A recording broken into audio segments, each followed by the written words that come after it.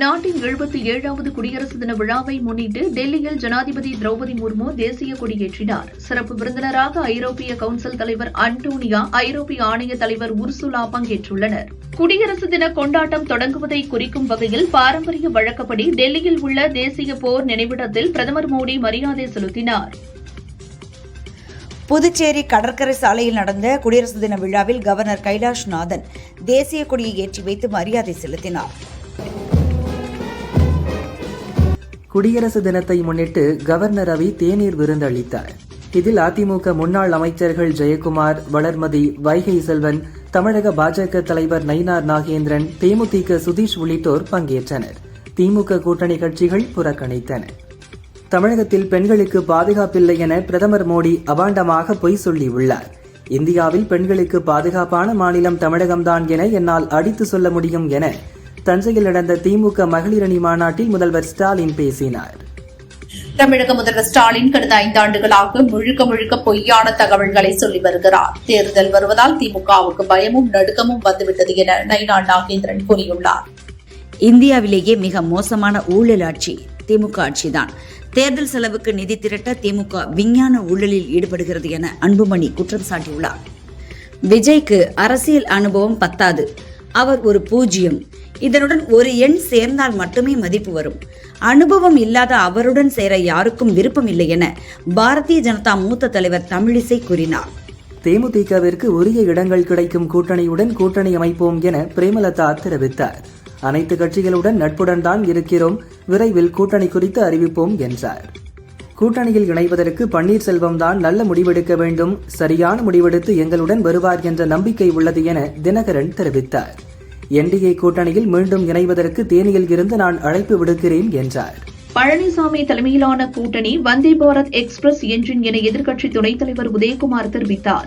ஸ்டாலின் தலைமையிலான கூட்டணி காலாவதியான பழைய நீராவி என்ஜின் என்றார். திமுக கூட்டணியில் உள்ள கட்சிகள் தாலி கட்டிய மனைவி போல் அடங்கி ஒடுங்கி உள்ளார்கள் என முன்னாள் அமைச்சர் செல்லூர் ராஜு தெரிவித்தார். அதிமுக கூட்டணியை பார்த்து முதல்வர் வயிற்றெரிச்சலில் பேசுகிறார் என்றார்.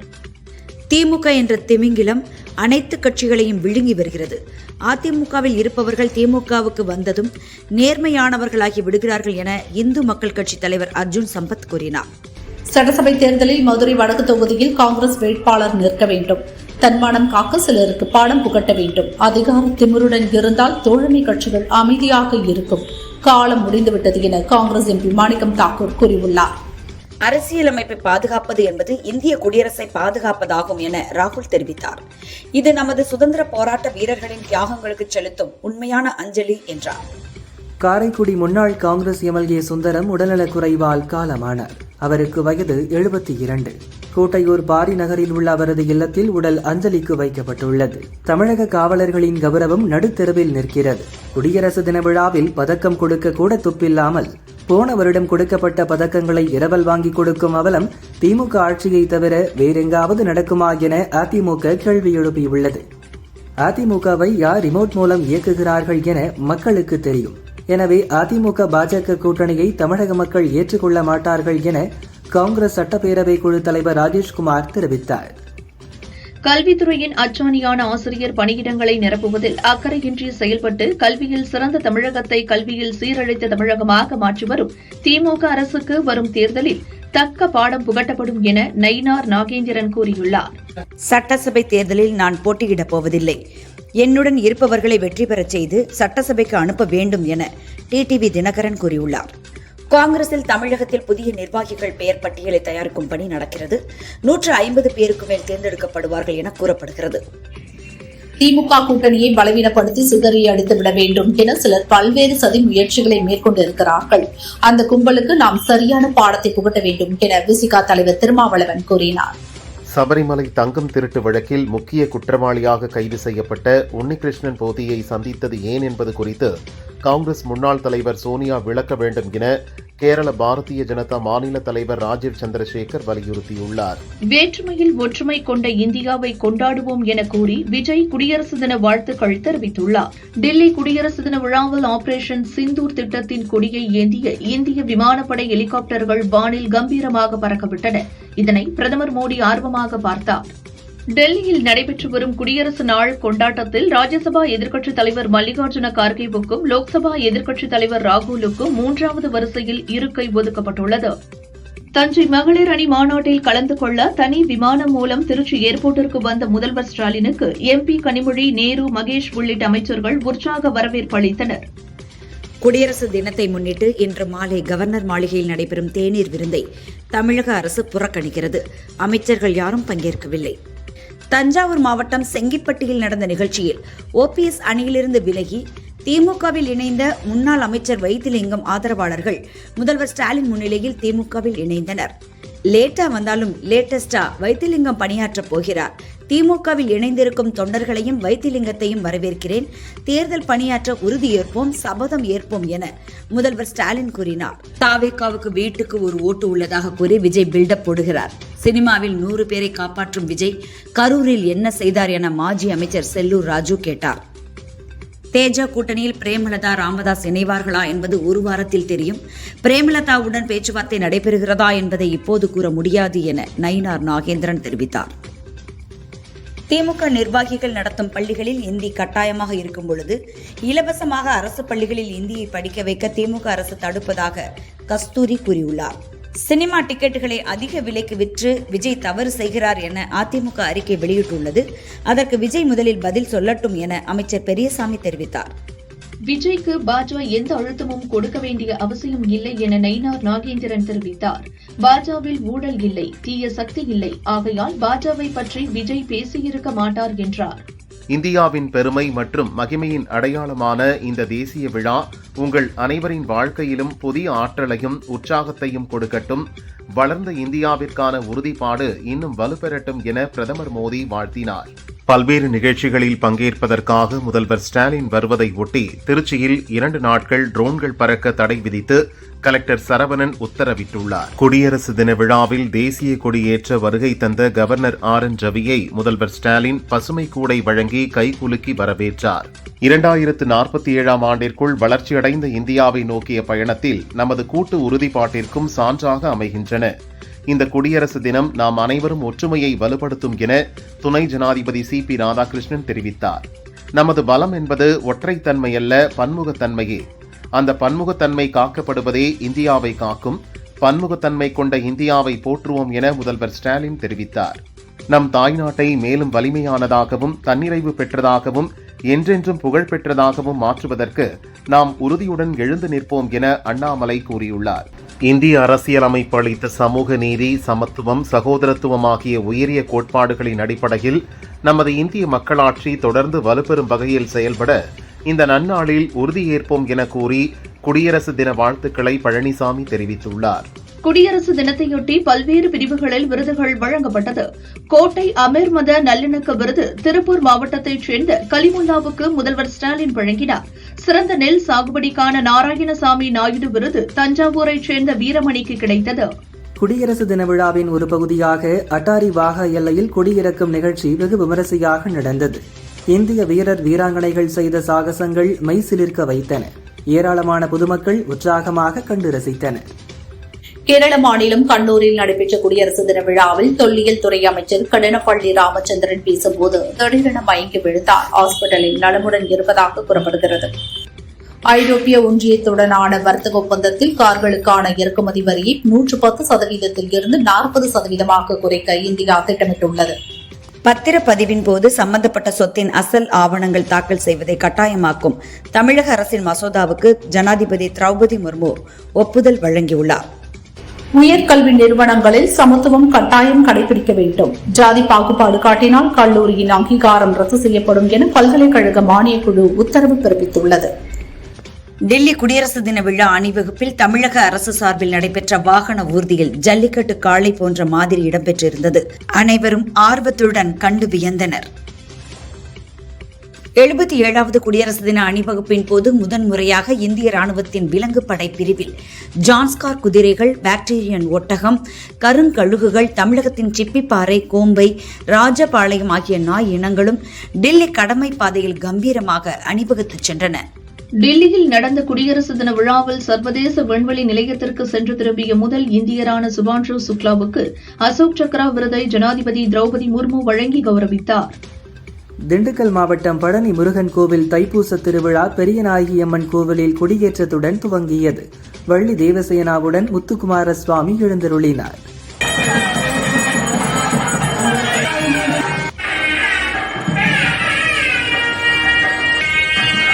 கன்னியாகுமரி மாவட்டம் ஆலம்பாடி ஸ்ரீ கிருஷ்ணசுவாமி கோயில் 73வது ஆண்டு பஜனை பட்டாபிஷேகம் விழாவில் உரியடி என்ற கண்ணன் விளையாட்டு 2 நாட்களாக ஊர் ஊராக சென்று நடந்தது.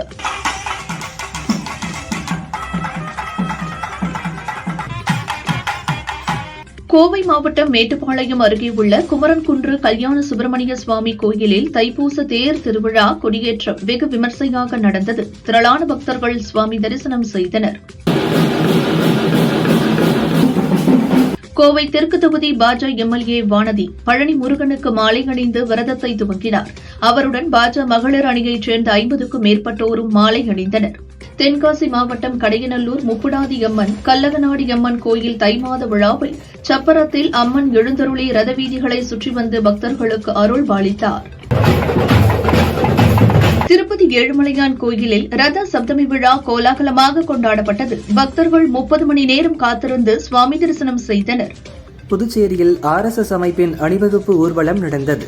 இதில் உள்துறை அமைச்சர் நமச்சிவாயம், பாஜக MP செல்வ கணபதி, MLA கல்யாண சுந்தரம் உள்பட 500க்கும் மேற்பட்டோர் பங்கேற்றனர். கள்ளக்குறிச்சியில் மின்சாரம் தாக்கி மரணம் அடைந்தவரின் குடும்பத்துக்கு முதல்வர் ஸ்டாலின் இரங்கல் தெரிவித்துள்ளார். இறந்தவரின் குடும்பத்திற்கு ரூபாய் 3 லட்சம் நிதியுதவி வழங்கவும் உத்தரவிட்டுள்ளார்.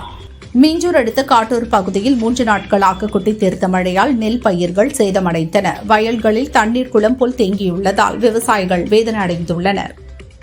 தேனி மாவட்டம் பெரியகுளம் பொதுக்கூட்டத்தில் திமுக நகர செயலாளர் மற்றும் மாவட்ட மாணவரணி அமைப்பாளர் இருவரும் தேனி MP மற்றும் MLA முன்னிலையில் வாக்குவாதத்தில் ஈடுபட்டனர்.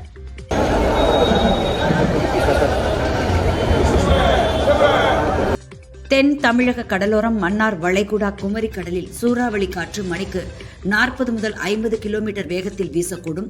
சூறாவளி காற்று வீசக்கூடிய பகுதிகளுக்கு மீனவர்கள் செல்ல வேண்டாம் என வானிலை ஆய்வு மையம் எச்சரித்துள்ளது. டெல்லியில் நடைபெற்ற குடியரசு தின விழாவில் முதன்முறையாக புதுச்சேரி அரசின் அலங்கார ஊர்தி பங்கேற்றது. பாரம்பரிய கலையான டெரகோட்டா என்ற தலைப்பில் அலங்கார ஊர்தி இடம்பெற்றது. மன்னார்குடி ராஜகோபால சுவாமி கோயில் கும்பாபிஷேகத்தை முன்னிட்டு வரும் 28ஆம் தேதி திருவாரூர் மாவட்டத்தில் உள்ள அனைத்து பள்ளி மற்றும் கல்லூரிகளுக்கு விடுமுறை அளித்து மாவட்ட நிர்வாகம் உத்தரவிட்டுள்ளது. தஞ்சாவூர் கால்நடை மருத்துவர் புண்ணியமூர்த்திக்கு பத்மஸ்ரீ விருது அறிவிக்கப்பட்ட நிலையில் இது பலரின் கூட்டு சக்திக்கு கிடைத்த மதிப்பு என புண்ணியமூர்த்தி பெருமிதம் தெரிவித்தார்.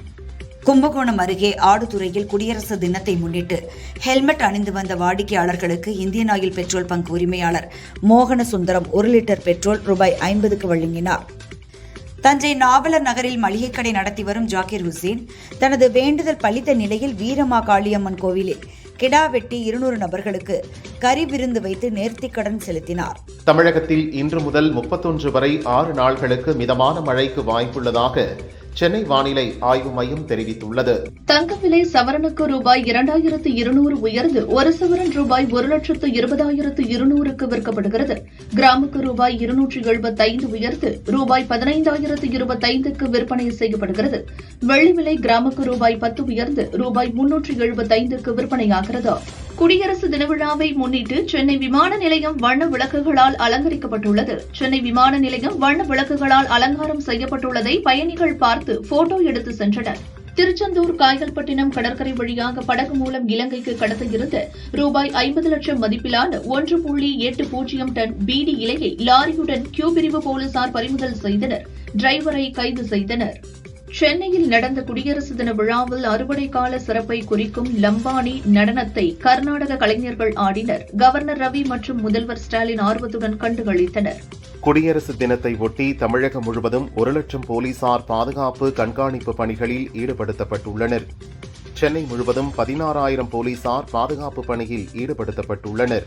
சென்னை குடியரசு தின விழா நிகழ்ச்சியில் பல்வேறு துறைகளில் சாதனை புரிந்தவர்கள், வீர தீர செயல்கள் புரிந்தவர்களுக்கு முதல்வர் ஸ்டாலின் பதக்கங்கள் வழங்கினார். எஸ்ஐஆர் பணிகளுக்கு பின் வாக்காளர் பட்டியலில் பெயர் சேர்க்க தமிழகத்தில் இதுவரை 15,65,454 பேர் விண்ணப்பித்துள்ளனர். 77வது குடியரசு தினத்தை ஒட்டி சென்னை மெரினாவில் தேசிய கொடியை ஏற்றி வைத்த கவர்னர் ரவி பாதுகாப்பு படையினரின் அணிவகுப்பு மரியாதையை ஏற்றுக்கொண்டார்.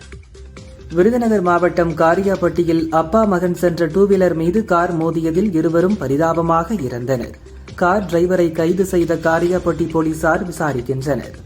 ஈரோடு மாவட்டம் சிங்கம்பேட்டை பகுதியைச் சேர்ந்த பிரியா என்பவரது 2 ஆடுகளை காரில் வந்து திருடி சென்ற பாண்டி, ரியாஸ், சத்தியமூர்த்தி ஆகியோரை போலீசார் கைது செய்தனர்.